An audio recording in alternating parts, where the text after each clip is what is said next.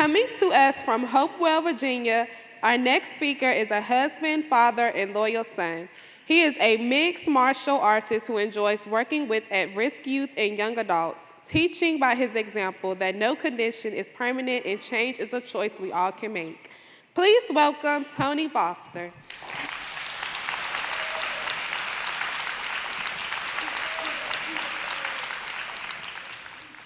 I didn't come from an abusive, unloving, or harmful household. My mother is a single parent who's independent, loving, caring, and supportive, who always taught me to do right and to do the right thing. But she couldn't protect me from my neighborhood. Like most of us living and growing up in bad areas, I was a good kid. I went to school, I made good grades, I came home, and I did my homework until I started to get bullied. What's the big deal, right? Every kid gets picked on and bullied. Well, the big deal is that the bullying had escalated from me being picked on, pushed, and hit to at only 8 years old having a gun put to my head while I was playing Nintendo. Then the bully pulled the trigger. Yeah, luckily, the gun wasn't loaded. But loaded or not, that damage was already done. Instead of a night of having fun, hanging out with the older kids, that turned out to be my night of horror. That night, I made a solemn choice that I could either cultivate a ruthless reputation to protect me and my mother from all those who were threats, or I could do nothing and take my chances of us being shot or killed. Little did I know, that choice that I made would cause for my family to live with the cost, and it would be me who paid the price. And it wasn't until much later on I realized I made that choice out of fear. Soon, I was into and doing some of everything. Man, I was hustling. I was selling drugs. I was stealing. I was toting guns, drinking, doing drugs, and even having sex before the age of 13.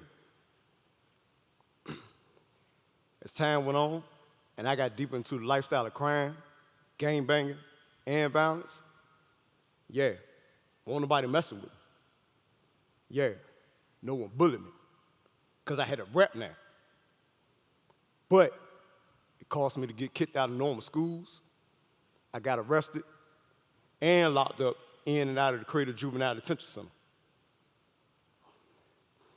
And before I knew it, at just the age of 17, I was being tried as an adult and sentenced to 50 years in prison for second-degree murder and breaking and entering.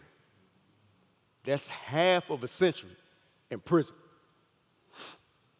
After sentencing, I became very distant and isolated. I was barely talking. I was pushing people away. I won't call them home. I shut down and cut off the outside world. I was catching numerous infractions, rebelling against the rules, and at just my 4th year of my incarceration, I found myself in Red Onion State Prison, a super maximum facility. I ain't care. Why would I? I was a juvenile sentenced to serve the rest of my life in prison. After serving a couple of years in the hole, also known as segregation, I made it out. During my 1-hour park recreation, I called my mother. And of course, there's always a moment of happiness to hear her voice in a place like this. She said to me, "Look, I know that you're in a bad situation, but take that bad situation while you're in there and make something positive out of it." And that's when my 180-degree turnaround began. I knew that I had to tear down and destroy what I had become accustomed to and rebuild myself. I had a temper problem. I knew that if I stood any chance at anything, I had to learn how to contain and deal with my anger. So I enrolled myself in the anger management, and I completed it April 16th of 2010. I had a habit of doing drugs, coke, weed, and drinking. So I enrolled myself in the substance abuse, and I completed it June 30th of 2011. If I got out, I didn't want to go back to the person I was before. So I enrolled myself in the Thinking for a Change. Done, completed, February 26th of 2013. If I got out and was stressed out because I couldn't find, lost, or got laid off of a job, I didn't want to go backwards. So I enrolled myself in the Coping with Stress. Done, completed, September 12th of 2016. Fully committed to change. I needed to identify my triggers and how to maneuver around them. So I enrolled myself in the Earls and Critical Thinking. Done, completed, May 17th of 2017. But programs weren't enough. I also needed to learn skills. So I enrolled myself in a universal precautions training for bloodborne pathogens. Done, completed, February 6th of 2020. If I make parole and go home, I want to get involved with at-risk youth, living and growing up in bad areas like I did. I want to help teach the kids, teenagers, and young adults to deny, disengage, and to not give in to negative peer pressure, and to let them know that it's all right to do the right thing. I also want to get involved with city and town hall meetings to see what it is that I can do to solve a situation before matters escalate.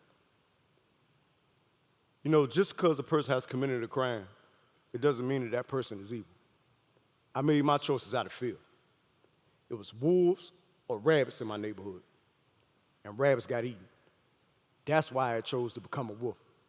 I just want to help other kids not to make the same mistakes that I did. Thank you.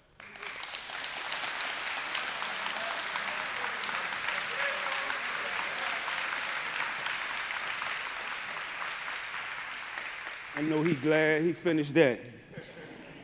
Done, completed, May 7th, 2024.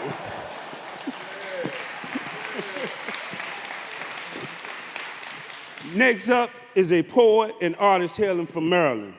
He is a loving son, family man who shares a unique bond with his mother. Here to perform, Just a Kid, let's put our hands together for Michael Dwyer.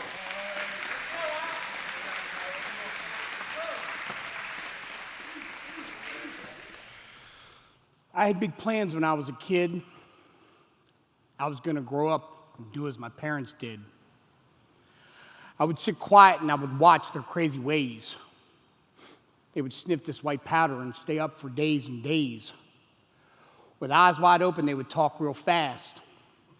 They always did fun things and seemed to have a blast. I wanted to grow up and do as they did. I didn't know any better. I was only a kid. I was too young to understand the drama about the crazy white powder that controlled my mama. It's a wild ride, and sometimes it makes people sad. It about destroyed my mom when it killed my dad. I wish I had known what this stuff did. I never would have touched it. But remember, I was just a kid. I've been around drugs and addiction my entire life. Growing up, our Christmas tree had bottle caps, joints, and condoms on it. I got high with my mom. We both had addiction issues, and our relationship wasn't very good. My kids watched me struggle with my addiction until my incarceration in 2018. Finally, in 2020, my mother and I made a promise to each other to quit getting high. And I can proudly say today that we are both still clean and sober.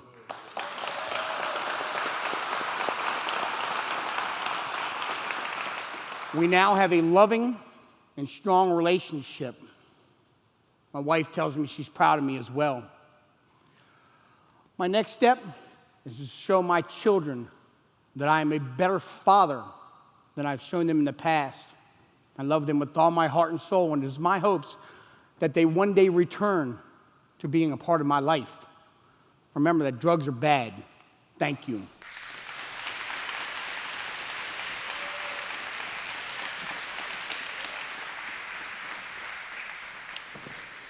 This New York native is a passionate advocate for more and improved mental health programs within the Virginia Department of Corrections. Now coming to the stage, Sha Mayo, better known as us as the Champ.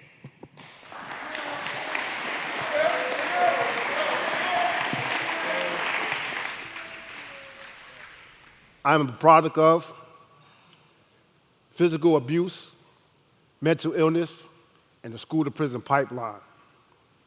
As a child of 3 years old, I was physically abused by my biological mother, beaten and left for dead, abandoned by the one person who was supposed to love and protect me. The fondest memory I have of my biological mother is she finally stopped beating me because she left permanently. Then I was adopted by one of my father's girlfriends at the time and found peace for a while. She became my mother. She already had my little sister. I was 10, my little sister was 8. Life was decent until I turned 15, when I caught my adopted mother's boyfriend, not my father, who was already locked up by then, sexually abusing my little sister. I stabbed him 72 times. Why so many times, you? Because I came disconnected with reality. I blacked out. Sorry to say, I killed this man. Afterwards, I was sent to a mental health facility for 6 months, where I was diagnosed with dissociative disorder and then released. I wasn't healed, but I finished my court order stay. I returned to school where I quickly became a monster. I fought almost every day until I got locked up. They sent me to a juvenile facility where I became even more violent because it was necessary to survive in there. But being honest, I already had that burning rage inside of me. I knew I needed help, but didn't know how to ask for it. Medication wasn't the answer. That was like putting a Band-Aid on a knife wound, because I kept finding myself in situations where I had to use rage and violence to survive. I've done time on Rikers Island, one of the most violent facilities in the penal system.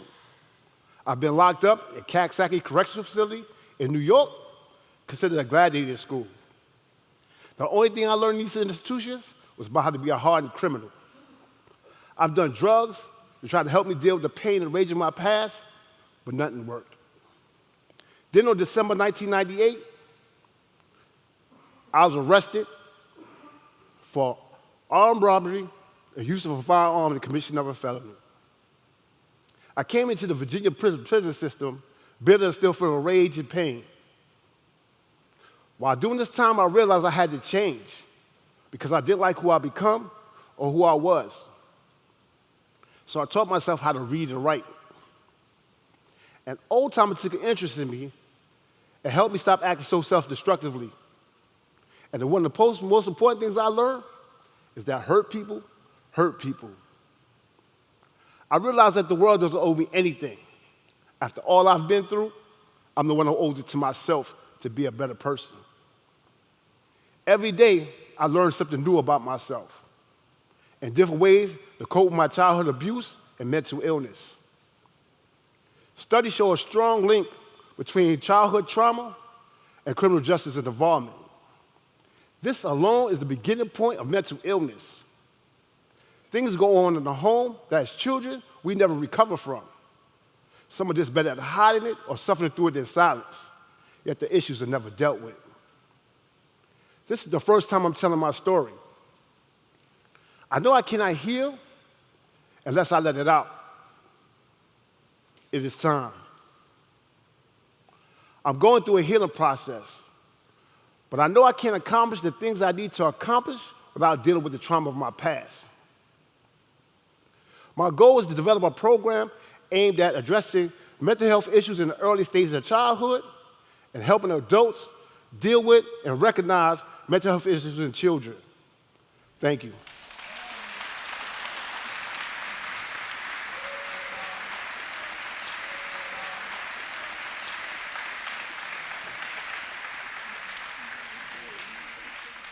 Y'all couldn't tell he was really nervous. Let's give him a great big round of applause.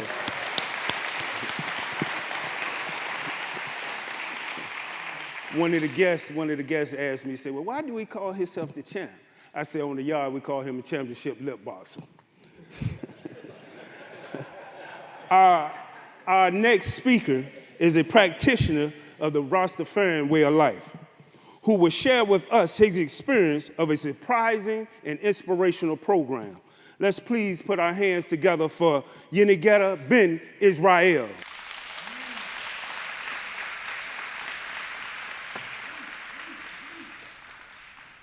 I grew up in Brooklyn, New York, but I spent my summers in Alabama with my relatives. My uncle had a bloodhound named Bozo, who was always barking and growling and looking like he wanted to eat me alive. My uncle knew I didn't like Bozo, but he explained, if I wanted to get into this business, I would encounter dogs like Bozo who would try to bite me.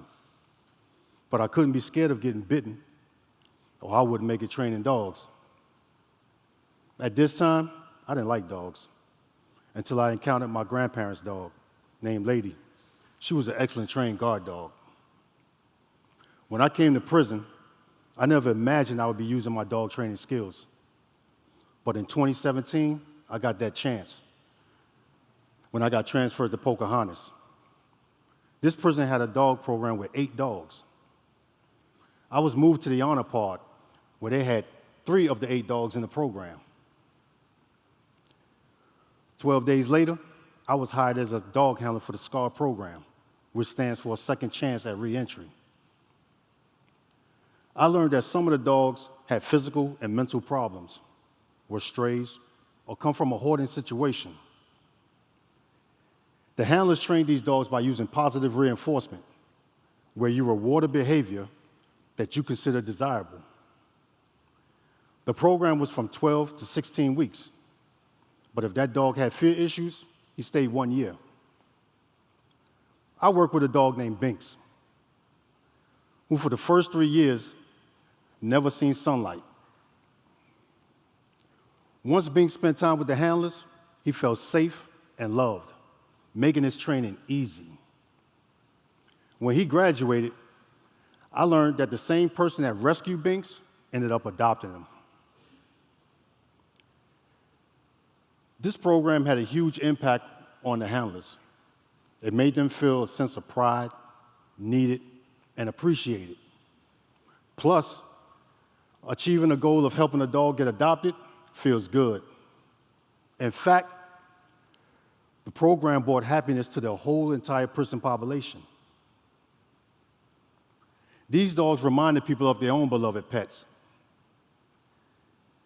See, having dogs in the prison brought a moment where you can pet a dog and forget the chaos of the prison life. The downside is knowing that they'll be leaving. But we knew that they had been adopted and that another group of dogs was right behind them needing help. One way to become a good trainer is to know that dogs learn by using body language, facial expressions, and vocalization, and then separating the facts from the myths. Dogs know that a low growly voice means that they're doing something wrong, and that a stare could be taken as a threat. Remember this, your dog's ancestor is the wolf, and in wolf society, there's howls, growls, smells, and sometimes licking of the face. If you see 2 wolves staring each other down, aggression will follow, and a fight could be next. There's a saying that your dog's undesirable behavior occurs because the dog wants to be dominant or the pack leader. That's a myth. The fact is that a leader dog is calm and he's cool, and he's usually the dog that shows the least amount of aggression, not the most. See, those of us that are locked up are labeled a problem, but now we're giving back by rehabilitating dogs. I give dogs a better foundation, which helped them get adopted into their forever homes. And when I return back to society, I will have a better foundation that will make me function in society and my community. Bless.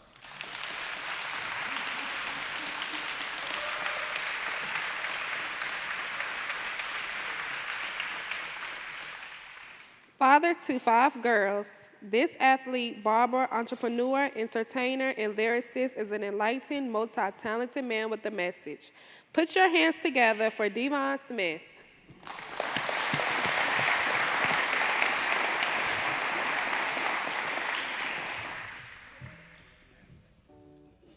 So as a kid, for myself growing up, I really wasn't interested in lectures and speeches.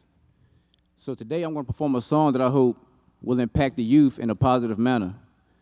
The title of my song is called From Nothing. Listen closely. Let this touch your heart.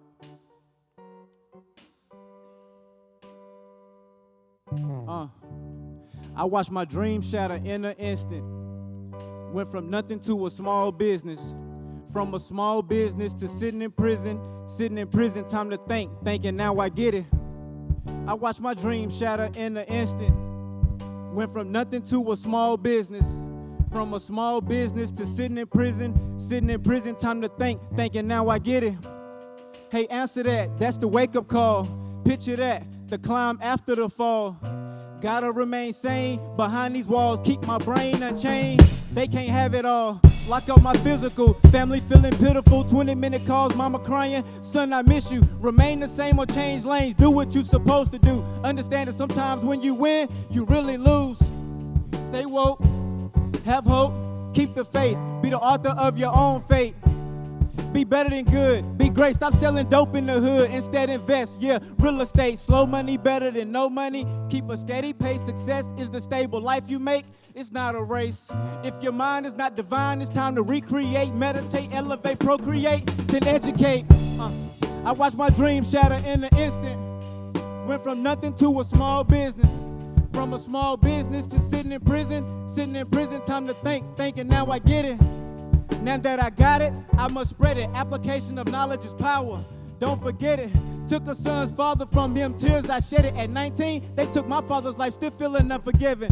Learning that forgiveness is not for the other person, forgiveness is for self. Grandma said, grandson, the wisdom working. Bridging the gap, gotta keep the bridges from burning tables, turning legal earnings. No more count time mornings, all different races joining. Rest in peace, Martin Luther King. Your dream is a dream no longer, but reality, I see reality. For what it be and not for what it seems, I'm on my dean. Some hate that I'm back on the scene and the others show love. Raise their hands in the air and scream. This won't be easy like swimming upstream, but I can accomplish anything with the support of my team, right?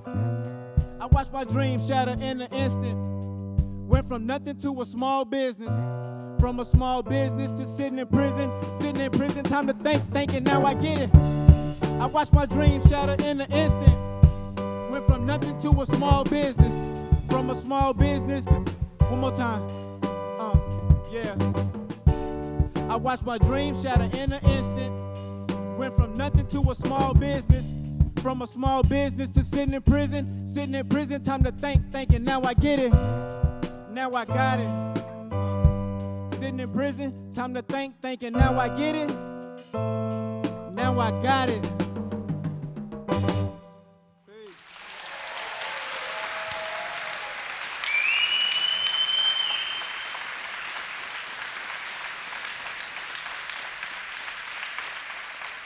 Small business is sitting in prison. That's what's up. Ladies and gentlemen, fasten your seatbelts for another hilarious journey with Lawrenceville's and our very own Warden, Mike Seville.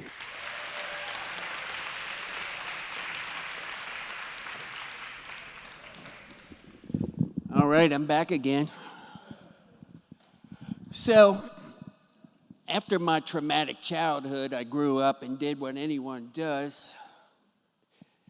Got married, had kids of my own. Anyone children in here? Yes? Yeah, me too, I have 6. That's what I said, what? You have to remember I didn't have cable. And people are always like, wow, you really have 6 kids? Yeah, I do. And people are like, wow, how many kids did you want? None. But here we are. And you know what happens when you have 6 kids? Besides no money. You get more kids. It would be like when my kids would be outside playing, people would just stop their car and drop their kids off. They're like, oh, here's where all the kids play. Go ahead. One day it was nice out, spring day, true story. I had the back door open, had a screen door. A little girl I never saw before in my life comes blasting through the screen door, stops in the kitchen, looks at me, said, where are the popsicles? At Food Lion. You won't be getting no popsicle here, kid. Only popsicles we got is NyQuil on a toothpick. You can have one of those, but you'll be going to sleep with the rest of them. True story. Have you ever read the back of a box of Benadryl? I swear to God, it says, warning, do not use to make children drowsy. What? I'm like, come on, Benadryl, warning, you'll be broke, because that's the only reason people buy this stuff, to make children drowsy. So, kids growing up, so I told them, I used to tell my wife, I was like, oh, look, he's breaking out in hives. Here, have a Benadryl. Here you go, boy, lay down. Have one of Daddy's popsicles. I'll see you in the morning, champ. Worked out great. But I'm not going to hold you up because I know we got more people to speak, so I'm going to cut this one off here. But there's more to come when the kids grow up a little bigger.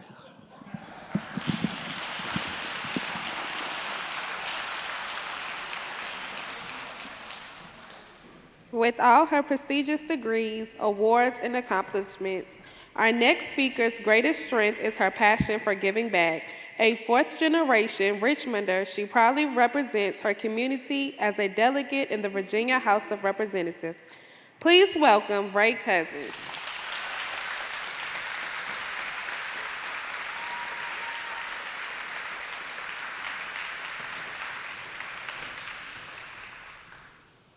I was home from college, standing in my Aunt May's kitchen, when we got the news that my cousin Cedric had been sentenced to 24 years in prison.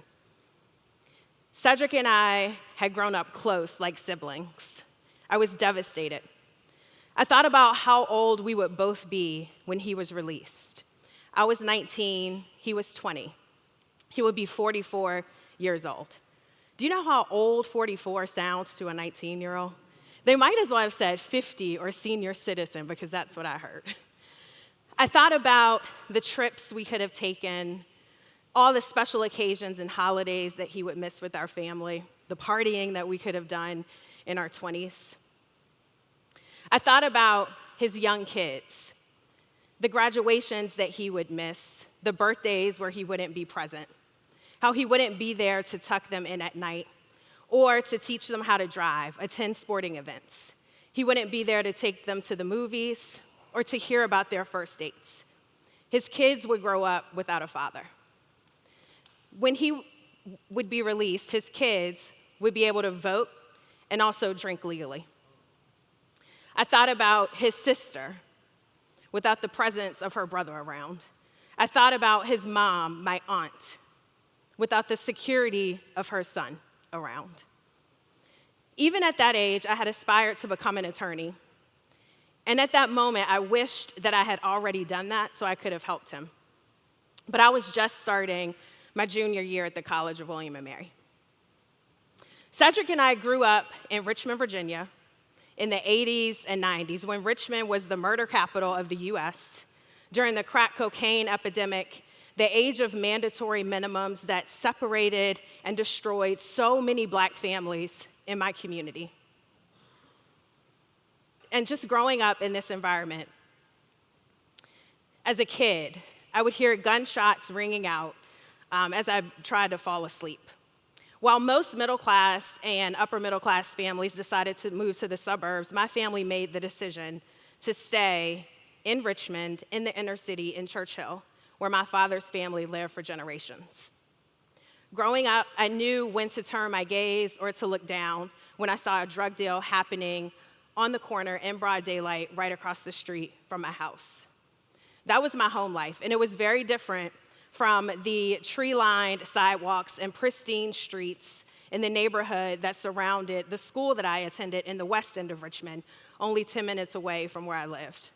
So by day, I was wearing a plaid skirt, brown tie-up shoes, a white Oxford shirt, learning Latin, reading the Odyssey, also visiting the Virginia Museum of Fine Arts, which was located right down the street from my school. In the evenings, I was back home, sometimes doing duck drills, where my mom would yell, "Duck!" And my brother and I would drop to the floor to practice, just in case bullets rang out through the neighborhood. I never witnessed a police chase in the West End, but one day, as I was parking my car after school, I saw a man come barreling down the sidewalk with a police officer trailing very closely behind him. I still remember the look of fear in my mother's eyes as she stood at the front door while the police officer pulled out his weapon, ordered the man to get on the ground and cuff him. And this all happened 5 yards away from me. And I stood there frozen in my tracks until I felt safe to go inside. As a kid, I knew that there was a difference in the community where I lived and the community where I went to school. And I thought it was so unfair that so many Black kids and families in my community were living in poverty, struggling to make ends meet. Whereas in the predominantly white neighborhood 10 minutes away from me, parents had the means to take their kids on spring break trips. They also played basketball and tennis on courts, clean and well-maintained courts with nets. Imagine that. In my neighborhood, it was a metal rim with a hoop on concrete courts. And I resolved as a kid that I would continue my education, I would come back to my community, and I would advocate and fight for equality and justice. My parents tried to shelter my brother and me from the lifestyle that permeated our culture of fast money, nice cars, designer shoes, and clothes. But it permeated our culture. And I understood from a very young age, as I got older, I realized that what I saw in my neighborhood, where I lived and where I attended school, was inequality. It was a result of decades of discriminatory policies like redlining, like constructing a highway directly through Jackson Ward, essentially destroying a Black mecca of excellence, arts, and culture, of constructing public housing communities, at least 5 of them, within a 1-mile radius in the city, probably the largest concentration of public housing in the United States, along Interstate 95, Highway 64, with exhaust from cars and trucks polluting those neighborhoods for decades, with no grocery stores, no decent healthcare facilities. And as I thought about my neighborhood, I understood that these policies were designed to keep our neighborhoods and our schools segregated. But we couldn't call it segregation because obviously that was illegal. But they were designed to concentrate poverty in one area of the city. The lifestyle that I mentioned that permeated our culture ended up in me visiting my cousin Cedric in correctional facilities throughout Virginia during his sentence, with my heart aching every time I had to leave him. But with each visit, I noticed that Cedric blossomed and matured into a man. He read a ton of books. He obtained his associate's degree. He pursued a trade as an electrician. The Department of Corrections also tapped him to mentor young men entering the facility. And I felt inspired by that every time I left. Cedric was released a few years ago. He is now back home with our family. He's home for special occasions and on the holidays. He attended my swearing-in ceremony in January in the House chamber at the state capitol. And he mentioned that he would often watch legislators debate laws in the House chamber on TV while he was incarcerated, and how surreal it was that he was standing there. He is home mentoring youth. He also plans to go back to the correctional facility where he was to mentor young men who are still there. As for me, I have dedicated myself to a life of public service, to fighting for equality and justice that still eludes so many Black and brown communities. In 2020, Virginia had one of the highest incarceration rates in the United States. The number decreased between 2021 and 2022 thanks to criminal justice reform legislation passed by the General Assembly, namely earned sentence credits and probation reform. As of 2023, Virginia still ranks in the top 10 of highest incarceration rates in the United States. We come in at number 9.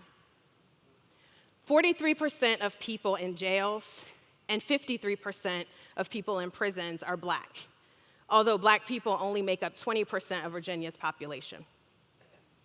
Black youth make up 20% of Virginia's population, but account for 43% of juvenile intakes and 56% of detainments. With numbers this disproportionate, it is incumbent on us to figure out why mass incarceration has continued in our Black communities for such a long time. It's not that Black people are more naturally inclined or predisposed to commit crimes. There have to be other factors at play. I think one of those factors is that Virginia incarcerates people long past the time when it is productive to do so. The Commonwealth spends roughly $1.5 billion every year incarcerating people. That's a lot of money. Take that in. And so the Department of Corrections mission that is stated on their website is effective incarceration, supervision, and evidence-based reentry services. The website also lists a value of service, and the department states that they serve individuals by encouraging them to be their best selves through humility, unity, passion, commitment, and thankfulness. So what this mission and value of service suggests to me is that our corrections framework is intended to rehabilitate, not to continue to incarcerate people beyond the point at which they would be productive residents in their communities. And my cousin Cedric is the perfect example of how productivity can look when we focus on rehabilitation, education, workforce development in our prisons, and when we believe in second chances. And so while the General Assembly has done a lot of work to address mass incarceration, there are still people who need our help who are sentenced under draconian mandatory minimum laws here in the Commonwealth, like Harry Justice Trainum. Justice was sentenced at the age of 19 to 64 years in prison for first-degree murder for being the driver in a drive-by shooting. He did not pull the trigger, and he maintains that he was driving his friend opened fire, and unfortunately killed someone. Justice has been, again, in prison since he was 19. He has served 29 years. He's now 48 years old, and he still has 35 years left on his sentence. Justice says that education was the catalyst of change for him. He now teaches college-level courses.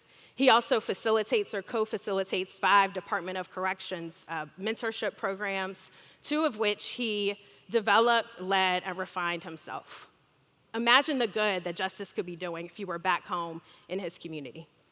I have a stack of letters from people who have stories like Justice, who have rehabilitated themselves, who could be back with their families, working in their communities, contributing to their local economies, back home mentoring youth, like Rodney Roan, who at 18 years old was sentenced to 20 years in prison for second-degree murder for a gun in his possession going off and accidentally killing someone.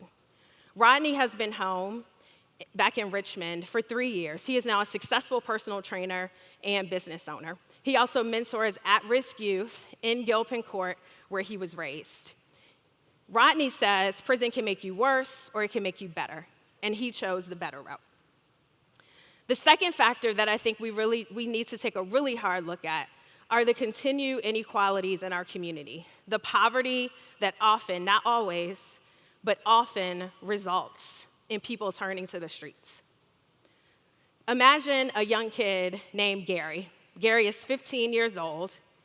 Gary lives in the same concentration of public housing communities that have existed in the city of Richmond since I was a kid, namely Gilpin Court. And he has moved from one public housing community to another with his family for the last 3 generations, so starting with his great-grandmother. Gary lives in a concrete box in a unit that was built in the 1950s. It has not been updated since then. The heat and air conditioning often do not work, so he's cold in the winter, extremely hot in the summer. Who knows what environmental irritants like lead are behind the walls or course through the pipes that provide Gary's drinking water. There are no grocery stores in Gary's neighborhood, so he gets his nutrition from snacks that he gets from the corner store and also from the free lunches that he gets at school, which are still all typically processed foods that do not provide the nutrition that a young man like Gary needs. He also attends school in a building that was built in the 1950s with mold in the ceilings. He might see a mouse running down the hallways here and there. And yet he's tired, undernourished, and we expect him to show up every day and be ready to learn. The only people who Gary sees in his neighborhood providing for him and his friends are the older guys who make their living selling drugs. Gary notices they have nice cars, they have nice sneakers. He decides he wants a pair of nice sneakers too, but he cannot afford them. His mom works 2 jobs, and he works a part-time job just to make ends meet. He doesn't know anything about financial planning or saving, but what he does know is that he can go out and steal some sneakers, he can go rob someone to get them, or he can sell drugs to buy the sneakers. While Gary is a fictional character, his experience is not. His experience is a compilation of all the stories that I have heard volunteering in my community, all the stories that I've heard from older men who turned to crime at a very young age. Now imagine a kid like me who grew up in a 2-parent household in a brick house with heat, with air conditioning, whose mom made breakfast for my brother and me every single morning before she took us to school, even if it was a piece of cheese or peanut butter on wheat bread toast, whose parents were there to pick us up every day after school and to make sure that we did our homework while they prepared dinner, who could drive to the grocery store to get fresh, healthy foods, who made sure that we could get to our doctors and our dentist appointments. I knew that if I wanted nice sneakers, I had 2 options. I could ask my parents, or I could save up money to go buy them. It is easier to make better choices when you have the resources or are surrounded by people who have the resources to do so. And we're talking basic needs, like a good education, clean and safe housing, fresh, healthy foods, health care, and parents who are able to be present. I'm not making excuses for Gary and the choices that he made or the choices that other people have made to turn to the streets, but I do understand why it could happen. And I think if you put yourself in their shoes, if you stood in the humanity of who they are, you would too. Thank you.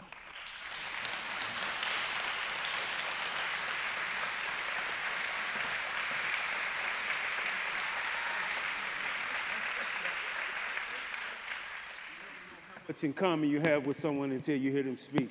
Because I can remember some of them sandwiches too. We used to have mayonnaise sandwiches and pouring water in our cereal, you know. And ain't there something? And we really remember the ducking, because all us that grew up in the hood, we remember when mama yelled out duck, we duck, duck, duck, duck, because they shooting for real. This inspiring actor is a singer and a seasoned performer of stage and screen. He is also a songwriter, dance instructor, and future electrician. Coming to the stage to perform Impossible Dream, we bring you Maurice Martinez.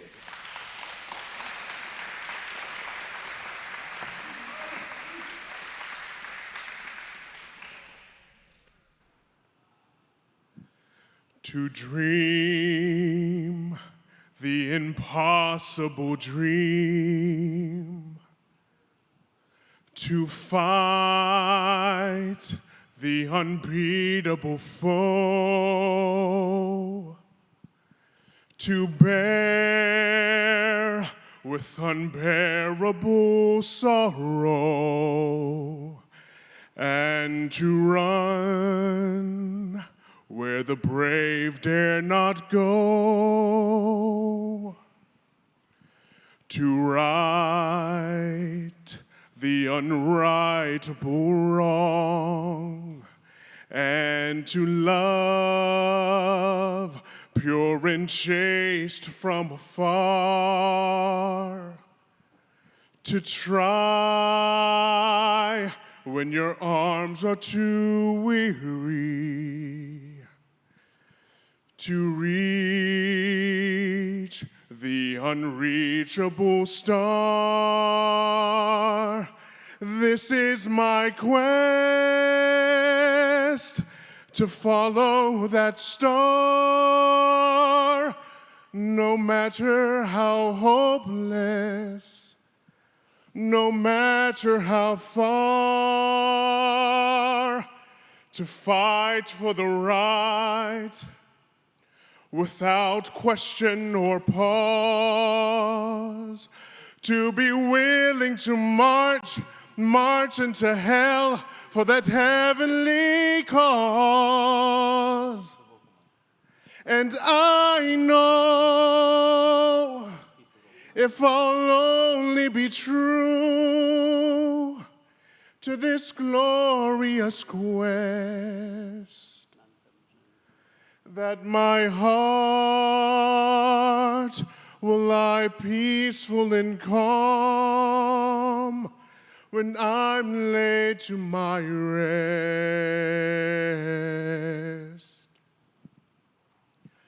And the world will be better for this, that one man, scorned and covered with scars, still strove with his last ounce of courage to reach the unreachable, the unreachable, the unreachable star.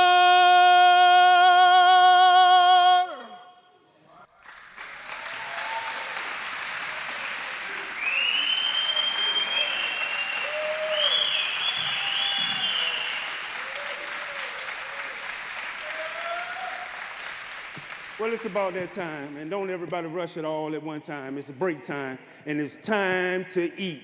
So please enjoy yourself and go back through those doors in the visiting room, and I'm pretty sure somebody over there help you all. Thank you.